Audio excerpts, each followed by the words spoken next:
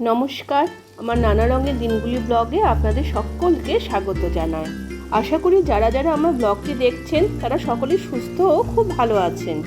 অনেকদিন বাদে আজকে সকালে একটু হাঁটতে বেরিয়েছি। অনেকদিন বাদে হাঁটতে বেরিয়ে খুব ভালোও লাগছে। অরিত্রর স্কুলে এখন দিওয়ালির ছুটি চলছে। অন্যদিন এই সময় ঘুমিয়েই থাকে, আজকে ঘরে এসে দেখি ঘুম থেকে উঠে পড়েছে। সকালে দুধের প্যাকেটও দিয়ে গেছে। অরিত্র আবার শুধু দুধ একদম খেতে চায় না, দুধের মধ্যে কিছু একটা দিয়ে দিতে হয়, তা না হলে নাকি ওর নাকে দুধের গন্ধ লাগে। তাই দুধে একটু চকলেট পাউডার মিশিয়ে দিচ্ছি। আগে গোয়ালার কাছ থেকে দুধ নিতাম, গোয়ালার দুধ বন্ধ করে দেওয়াতে এখন প্যাকেট দুধ নেওয়া হচ্ছে। একজন বাড়িতে এসে রোজ দিয়ে যায়, উনি শুধু প্যাকেটের দুধই সাপ্লাই করে। এই সোসাইটির অনেকেই ওনার কাছ থেকে প্যাকেটের দুধ নেয়।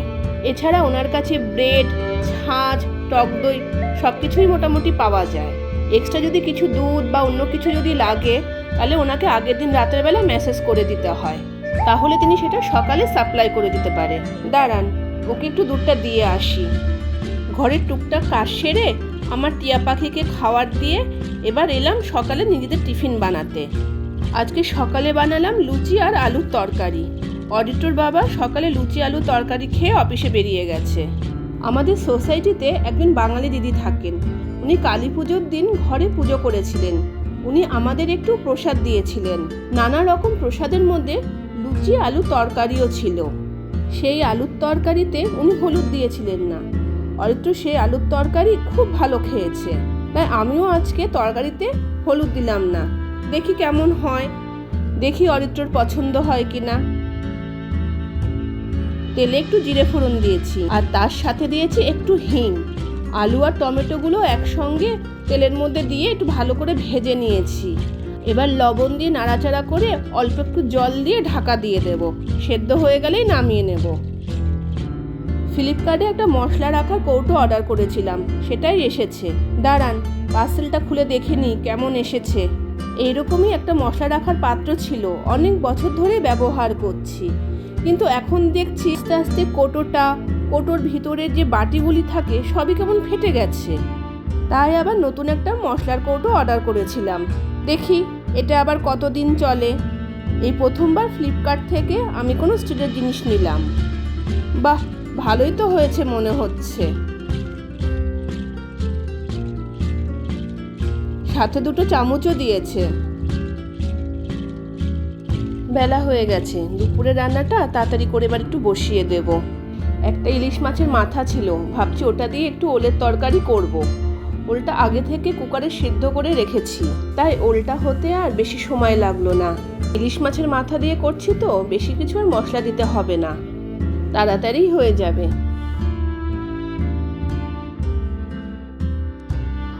আর লাউ দিয়ে কাঁচা মুগ ডাল রান্না করলাম। এই কাঁচা মুগ ডাল লাউ দিয়ে আমার খুব ফেভারিট, খুব ভালো লাগে।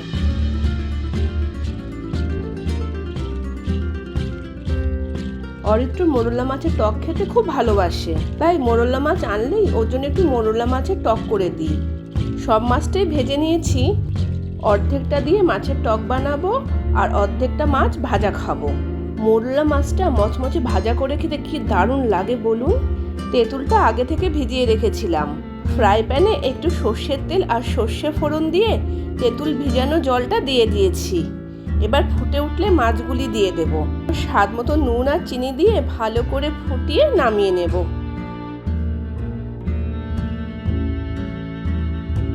দুপুরে আমি আর অরিত্র একই সাথে খেতে বসেছি, কিন্তু অরিত্রর খাওয়া এখনো শেষ হয়নি, আমার খাওয়া শেষ হয়ে গেছে।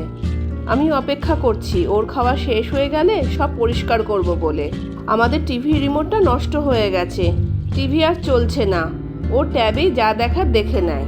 আজকে একটু পরেই আমি আর অরিত্র যাব ভুল ভুলাইয়া 3 সিনেমাটা দেখতে। 4:15 থেকে শুরু, 3:30 সময় বেরোবো। অনেকটা রাস্তা তো, তাই অটো করেই গেছি। আমাদের কাছাকাছির মধ্যে যে সিনেমা হলটা আছে আইনক্স, সেখানে টিকিট পাইনি, তাই আরও একটু দূরে বানসান মলে গেছিলাম সিনেমাটা দেখতে। আমরা পৌঁছেও গেছি, আবার অরিত্রর জন্য পপকর্নও নেওয়া হয়ে গেছে। ওরা দেরি সহ্য হচ্ছিল না, এত সুন্দর পপকর্ন দিয়ে গন্ধ আসছিল, ও বাইরে দাঁড়িয়ে খেতে শুরু করে দিয়েছে। আমরা এই 1 নাম্বারে ঢুকবো, ওখানেই চলছে ভুলভুলাইয়া 3, আর পাশেরটা 2 নাম্বারে চলছে সিংহাম এগেন। এখনো লোকজন সেরকম আসেনি, বেশ খালি খালিই লাগছে। আসলে সিনেমা শুরু হতে এখনো একটু দেরি আছে, আস্তে আস্তে সব লোকজন আসছে দেখুন।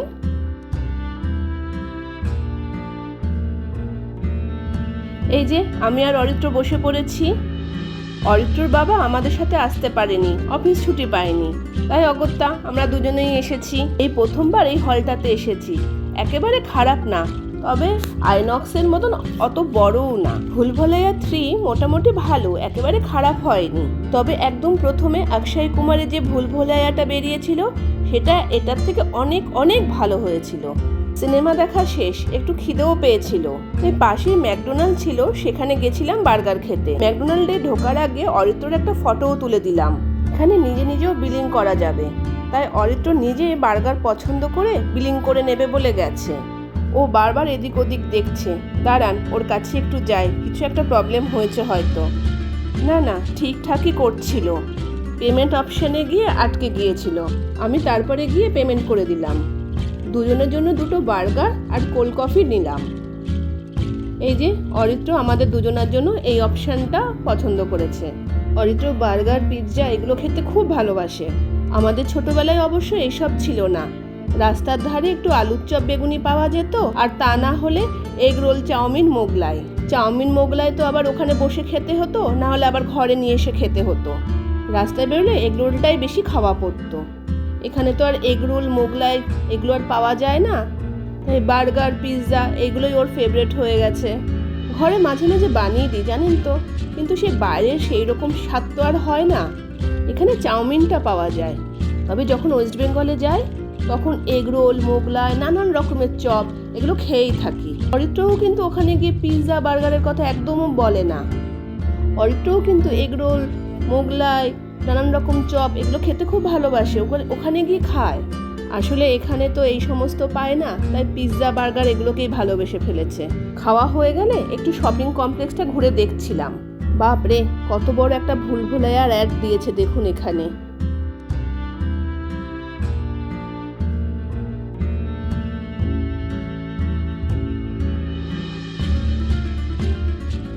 আর দেরি করবো না, অনেকটা সন্ধে হয়ে গেছে।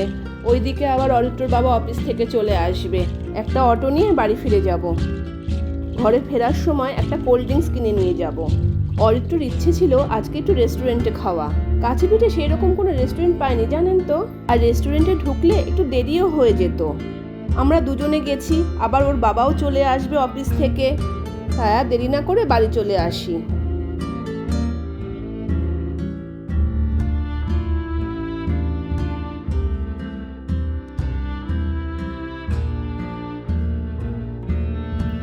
বাড়ি ফিরে এসে অরিত্রর জন্য একটা পিৎজা অর্ডার করে দিই।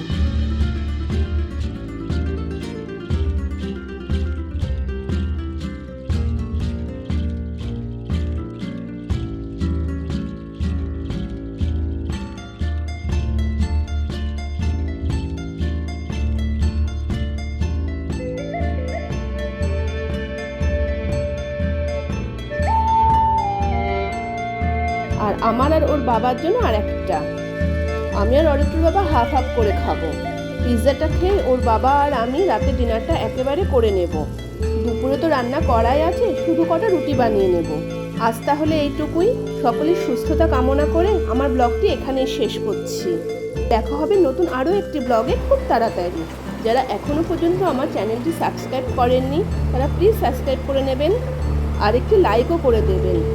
কমেন্ট করতে ভুলবেন না। ধন্যবাদ।